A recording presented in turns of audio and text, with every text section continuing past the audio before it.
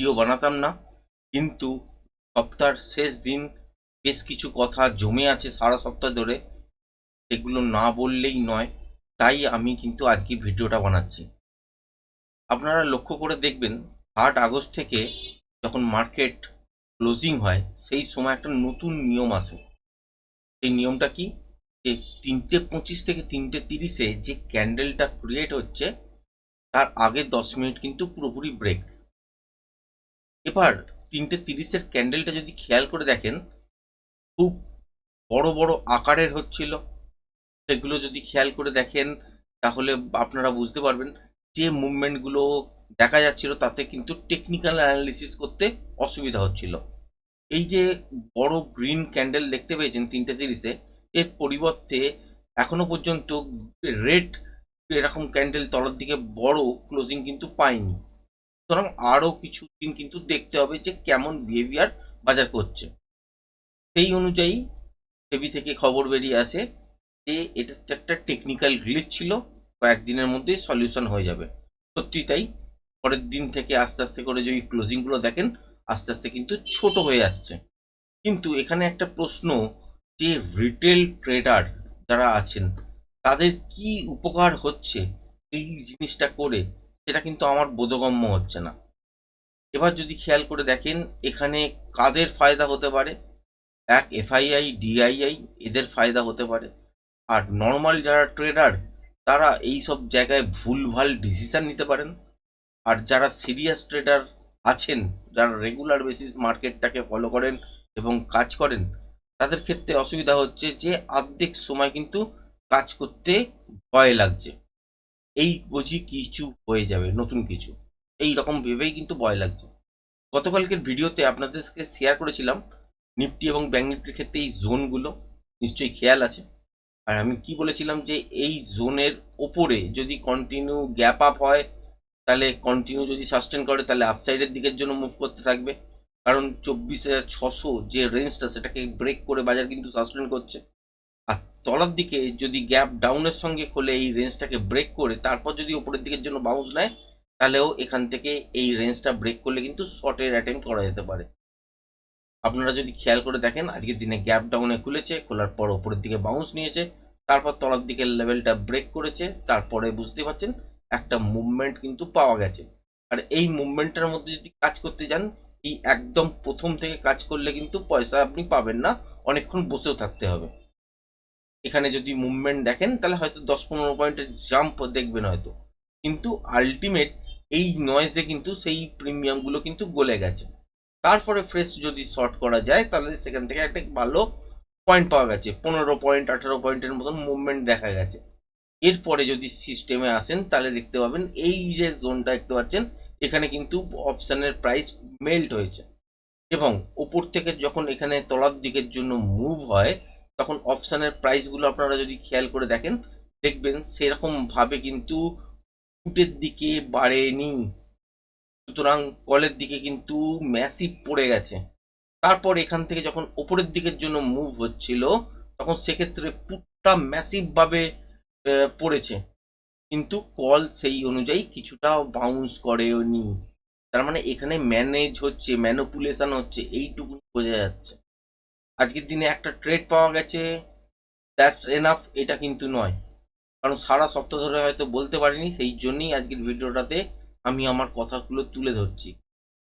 বাজার দেখে কি মনে হচ্ছে যে প্রতিদিন খুলছে সকাল 9টা 15-এ, বিকাল 3:30 পর্যন্ত, কিন্তু আউটকাম কি আছে? আউটকাম কিচ্ছু নেই, নাথিং।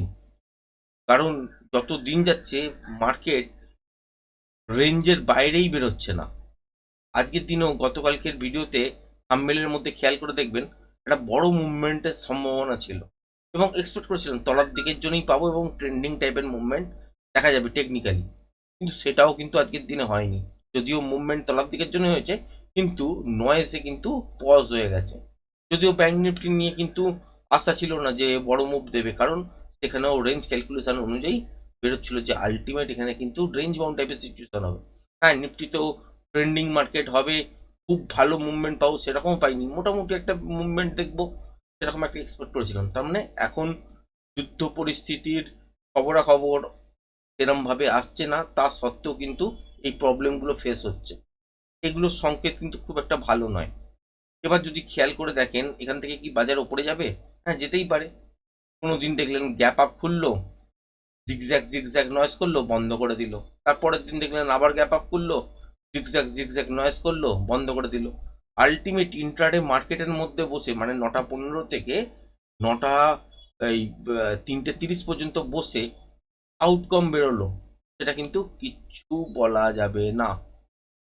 কারণ কোনো গ্যারেন্টি নেই যে এই মার্কেটের মধ্যে আলটিমেট এখান থেকে আপনি ডেলি বেসিসে কিছু হলেও টেকনিক্যাল ট্রেড করতে পারবেন।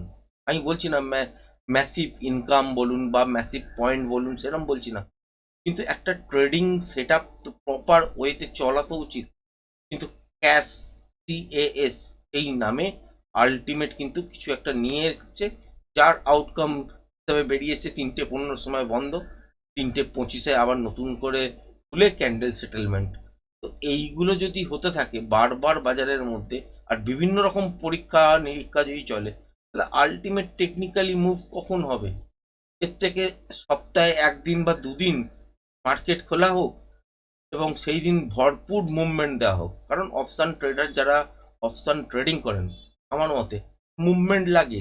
মুভমেন্ট যদি না থাকে, কোনো একটা জায়গায় যদি জিগজ্যাগ জিগজ্যাগ করতে থাকে, তাহলে সেখানে আপনি কি ট্রেড বার করবেন? কোনো ট্রেড বার করতে পারবেন না, আর ম্যাক্সিমাম দিন কিন্তু ভয় লাগবে। আর সেই সুযোগটাকে নিয়ে 5 দিনের মধ্যে দেখবেন 4 দিন বা 3 দিন হয়তো ওই রকম জিগজ্যাগ জিগজ্যাগ মুভ দিচ্ছে, সেখানে হয়তো ঠিকঠাক রেজাল্ট বেরোচ্ছে না, আপনার ভয় লাগবে, সেই ট্রেডগুলো মনে হবে যে পরের দিন হয়তো নাও হতে পারে, আপনি যেদিন ছেড়ে দেবেন মোটামুটি সেই দিনই হয়তো মুভমেন্ট করে গেল। তার মানে আনসার্টেনিটি বেড়ে গেছে মার্কেটের মধ্যে, এবং এটার কিসের লক্ষণ আমি এই মুহূর্তে বলতে পারবো না। কারণ এগুলো ডিসিশন নেয় অনেক বড় বড় মাথা, এবং কিছু না কিছু রেজাল্ট দেখেই নিয়েছে, কিন্তু নর্মাল রিটেলার ট্রেডারের কিন্তু কোনো রকম সুরাহা হয়নি। দিন দিন কিন্তু মানে যাই এক্সপেরিমেন্ট হোক না কেন, সবই কিন্তু এগেনস্টে গেছে নর্মাল রিটেলার। আর সব থেকে ফেভারেবল পজিশনে যারা কারা গেছে, এফআইআই ডিআইআই ইনস্টিটিউশন, এদের কিন্তু ফেভারেবল পজিশনে গেছে। আলটিমেট নর্মাল এই বাজার থেকে কি নর্মালি কোনো ট্রেড করা সম্ভব? সেটাই আমার আজকের প্রশ্ন। এবং জানি না কিভাবে দেখবেন আপনারা এটাকে। যদি এম, আপনারা দেখেন তাহলে কিন্তু নিফটির প্যাটার্ন বলুন, ব্যাঙ্ক নিফটি বলুন, এখান থেকে আপসাইডের দিকের জন্যই যাবে। কিন্তু যদি দেখি যে বড় সড়ো গ্যাপ আপ হয়ে গেছে, হয়ে যাবার পর কন্টিনিউ একটা জিগজ্যাগ মুভমেন্ট হচ্ছে আর ইন্টারনেটে ট্রেড করতে দেয়নি, তাহলে কি আর মার্কেটে বসে লাভ কি? আলটিমেট এরম করতে করতে উপরের দিকে চলে যাবে, কোনো সময় নিচে আসার থাকবে তো এরম করতে করতে নিচে চলে আসবে। তো আলটিমেট সেটেলমেন্ট যেটা হচ্ছে সেটা কি রিটেলারের ফেভারে? এটা থাকলো প্রশ্ন। এটা আপনারা ভেবে কমেন্টসের মাধ্যমে জানাবেন। এবং মার্কেট এখানে ইন্ট্রাডে বেসিসে প্যাটার্ন তৈরি হওয়া কিন্তু ম্যাক্সিমাম দিন কিন্তু বন্ধ হয়ে গেছে, বাস্তব সত্যি কথা। একটা নয়েজ ক্রিয়েট করছে কন্টিনিউ। হ্যাঁ, বুঝতে পারছি যে যুদ্ধের প্রভাবে কিছুটা নেগেটিভ সেন্টিমেন্ট বা পজিটিভ সেন্টিমেন্ট চলতে পারে, কিন্তু তা বলে মার্কেট নর্মালি যখন খবর নেই সেই সময়েও এইরকম মুভমেন্ট দেবে? এটা হচ্ছে প্রথম প্রশ্ন। এবং এই মার্কেট থেকে কি বেরোবে? কিচ্ছু বেরোবে না। আলটিমেট 3 দিন আপনি যদি ওয়েটও করেন বা 2 দিন আপনি ওয়েটও করেন, এখান থেকে আপনি কোনো একটা দিন হয়তো কিছু না কিছু ইনকাম করলেন, এবং পরের দিন বা তারপরের দিন আপনার ফেভারে যে চলবে টেকনিক্যাল অনুযায়ী, তারও কিন্তু কোনো গ্যারেন্টি নেই। কারণ আমি এরকম 1বার এই সপ্তাহের মধ্যে ট্র্যাপ হবার চেষ্টা করেছি, মানে অলরেডি ট্র্যাপ হয়েছি, চেষ্টা করিনি, মানে অলরেডি চেষ্টা করেছি ওভারকাম করার, কিন্তু ট্র্যাপ হয়েছি। হ্যাঁ, তার ফলে কি হয়েছে যে আলটিমেট যে প্রফিটটা হয়তো কামিয়েছি, নেক্সট ট্রেড করতে গিয়ে সেই প্রফিটটা হয়তো হয়নি, তার থেকে ছোট একটা স্টপ লস দিয়ে সেটা কিন্তু কিছুটা মিনিমাইজ হয়ে গেছে প্রফিটটা।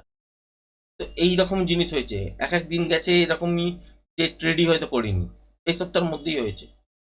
তো আলটিমেট এইরকম যদি বাজার চলে তাহলে সপ্তাহে 1 দিন 2 দিন বাজার খোলাই উচিত। নর্মালি বাজার রেগুলার সকাল 9টা 15 থেকে 3:30 পর্যন্ত চালিয়ে লাভ কি? যেখানে বাজারে কোনো মুভমেন্টই নেই। এটা যদি খেয়াল করে দেখেন একটা দিনের মুভমেন্ট, ভালো করে বুঝতে পারছেন নিশ্চয়ই। এইটা যদি দেখেন আর একটা দিনের মুভমেন্ট, ওইটুকুনি মুভমেন্ট আর কি ট্রেড হবে। হ্যাঁ, যদিও এই এই জায়গাতে থেকে তলার দিকে পড়ছে, সেখানে প্রিমিয়াম সেরমভাবে বাড়তে চাইছে না। এরপরে যখন তলার দিকে পড়ছে তাহলে সেক্ষেত্রে তখন বাড়ছে, এবং সেখানেও ইন্ট্রাডে ফ্রেশ প্রাইস অনুযায়ী প্যাটার্ন পেয়েছি, তাও কিন্তু পুরোপুরি এখানে মেলায়নি। যা মিলিয়েছে সেটা হচ্ছে এইখানে গিয়ে মিলিয়েছে, কিন্তু এই জায়গাটা গিয়ে মেলায়নি। তাহলে এইখানে যদি আমি ওয়েট করতাম তাহলে আজকের দিনে কিন্তু আবারও লসের ভেতরে আমি কিন্তু ঢুকে যেতাম। এবার এই রকম ভাবে কতবার নিজেকে বাঁচাবেন? রেগুলার বেসিসে যদি কিছু না কিছু প্রবলেম দিতে থাকে, তার সঙ্গে সঙ্গে এই রকম নতুন নতুন নিয়ম করতে থাকে, কতবার নিজেকে বাঁচাবেন? এখনো পর্যন্ত হয়তো লসে নেই, কিন্তু আগামী দিনের লসে যেতেও বেশিক্ষণ কিন্তু সময় লাগবে না। সুতরাং এটা আপনাদেরকে এই মুহূর্তে বলবো, মার্কেটকে ওয়াচ করুন, পজিশন কেউ ঘরে নিয়ে যাবেন না। যদি মনে হয় সকালের দিকে ট্রেড একটা বেরোচ্ছে, সেটাকে করার চেষ্টা করুন। রেঞ্জ বাউন্ড মার্কেটের মধ্যে ট্রেড করবেন না। আর হচ্ছে একটা ট্রেন্ডিং মুভমেন্ট থাকলে সেখানে ট্রাই করুন প্রথমের দিকে ট্রেড যদি করা যায় সেটাকে, আর সেকেন্ড হাফের ট্রেডটাকে অ্যাভয়েড করার চেষ্টা করুন। যদি নিতেই হয় তাহলে সেখানে কিন্তু খুবই মিনিমাম কোয়ান্টিটিতে কাজ করবেন, খুব বেশি বড় কোয়ান্টিটি কাজ করবেন না। যারা 1 লট 2 লটে কাজ করেন তারা তো সেকেন্ড হাফটাকে ছেড়েই দিন আপাতত, কারণ ওখানে নয়েজ সব থেকে বেশি আসছে। আর দ্বিতীয় হচ্ছে যারা যারা ভাবছেন যে মার্কেট আজকে এইরকম কালকে ঠিক হয়ে যাবে, এটা কিন্তু মনে হচ্ছে না। যদি সেই রকমই হতো তাহলে সেরকম রিয়াকশনও দেখতে পেতাম।